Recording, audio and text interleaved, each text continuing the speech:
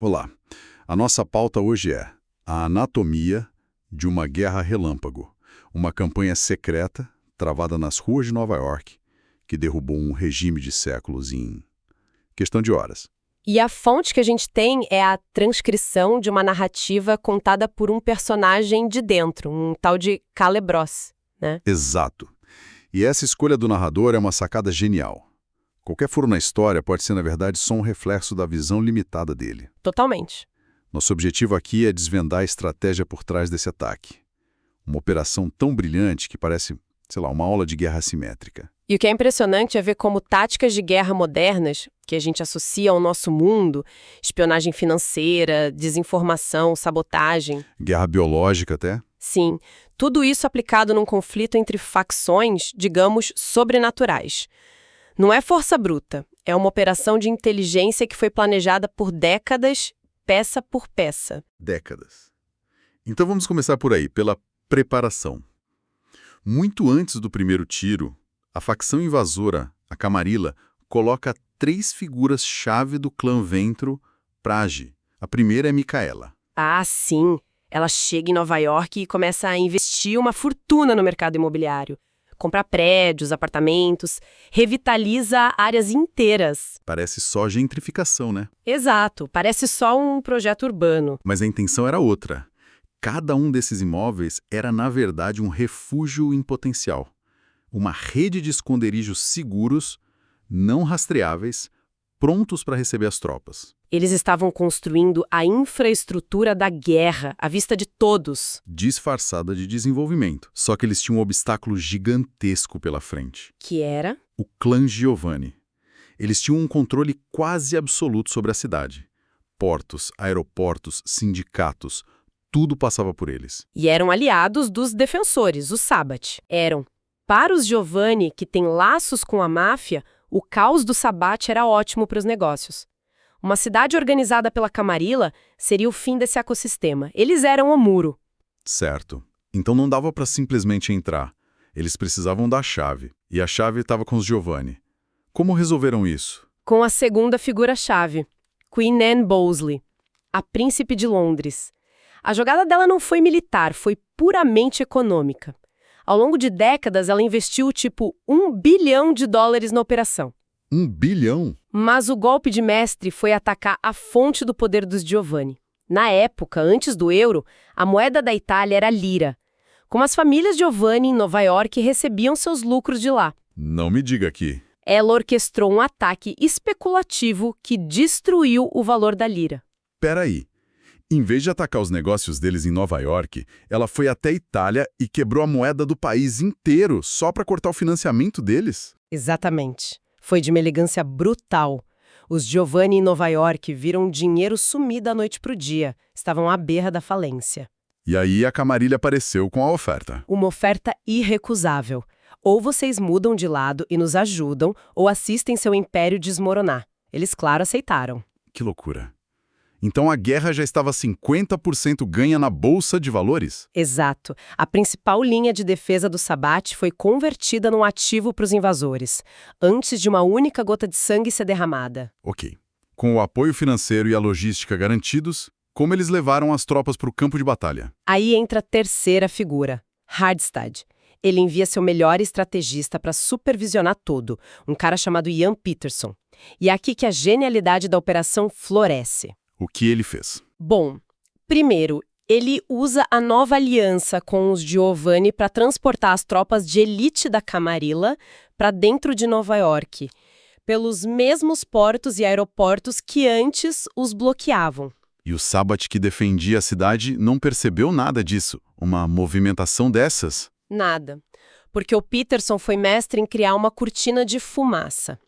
Enquanto as tropas entravam em silêncio, ele criou múltiplos focos de incêndio para manter o Sabbat distraído. Como assim? Primeiro, ele convenceu os Giovanni a instigar a Sociedade de Leopoldo, tipo uma Inquisição moderna, a atacar alvos do Sabbat. Uma guerra por procuração. Exatamente, e não parou aí.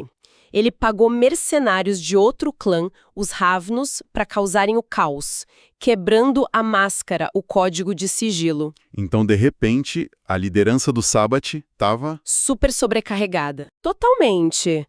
Tendo que lidar com a Inquisição e com mercenários causando pânico, eles estavam tão ocupados apagando esses incêndios que não viram o exército se formando debaixo do nariz deles. É uma tática de sobrecarga clássica. A complexidade de orquestrar tudo isso, a guerra financeira, a infiltração, a desinformação, é impressionante. É o tipo de planejamento que exige uma mente brilhante, sabe? Quase um maestro regendo uma orquestra de caos. Totalmente. Esse tipo de inteligência estratégica, de pensar a longo prazo, me lembra muito grandes jogadores de xadrez ou, convenhamos, quem adora um bom RPG. É verdade. Quem se envolve com esses universos geralmente é mais criativo, inteligente, tem uma conexão forte com leitura, pensamento complexo. Sim, esse perfil de resolver problemas de forma criativa, de analisar cenários, combina muito com o desafio de estudar para provas e concursos importantes. Seja vestibular, concurso público, militar, OAB, residência médica. Exato. É a mesma habilidade. Então, se esse é o seu caso, se você é estudante e quer se preparar de verdade, anota essa dica. Entra agora em medicob.com.br, baixa o app e aproveita o maior banco de questões do Brasil, com provas anteriores de todas as instituições, questões comentadas, resumos práticos, aulas completas e flashcards prontos para revisar onde quiser. Mas voltando ao plano do Pearson, eles tinham o dinheiro, as tropas, as distrações, mas faltava uma peça, né? Qual foi a jogada final? O pulo do gato. O pulo do gato foi uma operação de inteligência que por si só já ganharia a guerra. Pearson usou outro clã, os seguidores de Sete, para o que a gente pode chamar de desinformação biológica. Como assim? Os setitas, que são conhecidos como traficantes, começaram a vender um produto novo e exclusivo para os membros mais jovens e impulsivos do Sabbath. E o que era esse produto? Sangue de Matusalém. Pelo menos era o que eles diziam. Um sangue antigo que daria um pico temporário de força. Era vendido como uma droga, sabe? Poder rápido. Mas não era sangue de Matusalém, claro. O que tinha nele? O sangue estava secretamente contaminado com material radioativo. Mas o objetivo não era envenená-los. O genial da tática estava na estrutura social do Sabbath. Eles têm um ritual. A Valderie. Exato, a Valderie, onde todos os membros de um bando compartilham sangue. Não acredito. Eles usaram o próprio ritual de lealdade do Sabbath contra eles? Exatamente. A radiação se espalhou como um vírus por toda a população do Sabbath na cidade. Bastava um membro de um bando provar o sangue para que em pouco tempo o bando todo estivesse contaminado. A cidade inteira virou um tabuleiro de xadrez transparente para eles. Eles tinham onisciência tática. Com esse nível de informação, a guerra acabou antes de começar. Mas como eles usaram esse mapa para dar o golpe final? Como o ataque começou? O ataque começou da forma mais cruel e eficiente possível. Durante o dia, entre 8 da manhã e 1 da tarde, quando os vampiros estão dormindo. E mais vulneráveis. Exato. Dezenas de refúgios do Sabbath, agora perfeitamente localizados, simplesmente explodiram em chamas, um atrás do outro. O que deixava os vampiros lá dentro numa sinuca de bico terrível. Uma armadilha perfeita. Ou morriam queimados dentro do prédio, ou tentavam fugir para a rua e morriam incinerados pelo sol. Sem escapatória. Mas... e a resposta da cidade? Bombeiros, polícia... uma série de explosões em plena luz do dia deve ter gerado um caos. Eles sabotaram a resposta de emergência. Subornaram inspetores para desativar os alarmes dos prédios, fecharam ruas próximas com obras falsas para atrasar os bombeiros. Nossa! E ainda usaram seus lacaios humanos para encenar quebras de carros e criar engarrafamentos, bloqueando o acesso das equipes de resgate. Ok. Explodir os refúgios é uma coisa.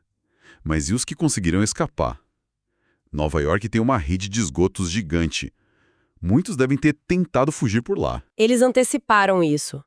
Pearson usou uma empresa de fachada que, ironicamente, era controlada por membros do próprio Sabbath para, acidentalmente, derramar 900 galões de ácido industrial na rede de esgotos bem abaixo dos refúgios. Isso é diabólico e tinha um propósito duplo, imagino. Exatamente. O primeiro, óbvio, era matar os fugitivos, que seriam dissolvidos pelo ácido. O segundo era criar uma desculpa. Qualquer corpo deformado ou encontrado seria só uma vítima do acidente químico. E a jogada final? No dia seguinte, a Camarilla usou seu poder jurídico para inundar essa empresa com processos, levando-a à falência e cortando mais uma fonte de financiamento do Sabbath. E ainda tem mais uma tática, uma que a fonte descreve como particularmente genial, sobre uma facção chamada Gangrel Antitribo. Ah, sim!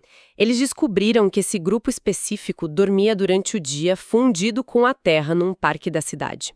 A solução da Camarilla foi de uma simplicidade brutal. O que eles fizeram? Durante o dia, enviaram equipes de construção, cimentaram e asfaltaram o parque inteiro. Simplesmente pavimentaram por cima deles, prendendo-os permanentemente no subsolo. Nossa! De todas as táticas, essa talvez seja a mais fria e aterrorizante. Não tem combate, não tem chance. É só ser apagado do mapa. Foi o checkmate. O resultado antes mesmo do pôr do sol foi que 1/5 de toda a população do Sabbath em Nova York foi exterminada. E o mais impressionante, sem uma única baixa para a Camarilla. Então a noite cai? O Sabbath que sobreviveu acorda no meio do caos, sem entender de onde veio o ataque, com a mente nas distrações. Qual o próximo movimento da Camarilla? Com o inimigo desorientado e enfraquecido, a Camarilla lançou uma ofensiva militar em 3 frentes. A guerra aperta começou. Vamos detalhar essas frentes? Qual foi a primeira? A primeira foi no subterrâneo. O Justicar Coke Robin liderou uma força de ataque pelos esgotos para caçar os sobreviventes. Ele era assessorado por um assassino necromante chamado Olitari. E é aí que descobrimos o verdadeiro pagamento dos Giovanni. Exatamente. Olitari tinha a habilidade de aprisionar as almas dos vampiros que matava. Ele coletava as almas dos membros do Sabbath e as entregava aos Giovanni. Eles não foram pagos só com dinheiro, mas com almas. Isso adiciona uma camada ainda mais sombria a tudo. E a segunda frente? Foi nas ruas. O Justicar Yaroslav Pasek e seu executor, o famoso Teubel, lideraram uma campanha de guerrilha urbana.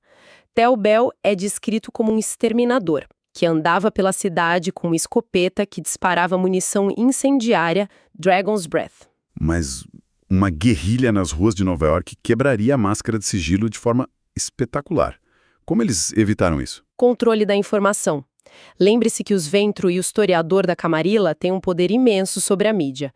Cada tiroteio virava nos jornais acidente de trânsito, explosão de gás, briga de gangue.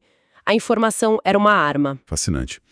E a terceira frente de ataque? A terceira foi a primeira grande batalha aberta, no Museu Garibaldi. Lá, a Camarilla encurralou a Mão Negra, a elite do Sabbath. A batalha foi feroz, mas a Mão Negra, já desfalcada e pega de surpresa, foi decisivamente derrotada. Qual foi o saldo final depois dessas 24 horas? Devastador para os defensores. Ao final da primeira noite, metade de toda a população do Sabbath na cidade, cerca de 150 vampiros, havia sido eliminada. Em menos de 24 horas, a guerra estava para todos os efeitos decidida. Então, recapitulando, o ataque a Nova York não foi uma batalha. Foi uma sinfonia de destruição. Começou com guerra econômica, usou desinformação, espionagem tecnológica com radiação, sabotagem de infraestrutura. E, finalmente, uma ofensiva militar que neutralizou o adversário antes que ele soubesse que estava em guerra. Foi uma vitória da inteligência sobre a força bruta. Eles transformaram cada aspecto da cidade moderna numa arma. E a fonte nos deixa com uma provocação. A narrativa termina com a iminência da segunda noite. Novos jogadores entrando em cena, como o clã Tremere, os feiticeiros. E a menção a uma ameaça terrorizante. A possível presença de um antediluviano Tsimice, Um ser de poder antigo, quase divino, despertando. O que nos leva à pergunta final, então. Exato. O que acontece quando uma estratégia moderna, meticulosa, quase perfeita, baseada em tecnologia e logística, colide com um poder antigo, incompreensível e puramente místico? A eficiência calculada pode de fato superar o poder bruto de uma lenda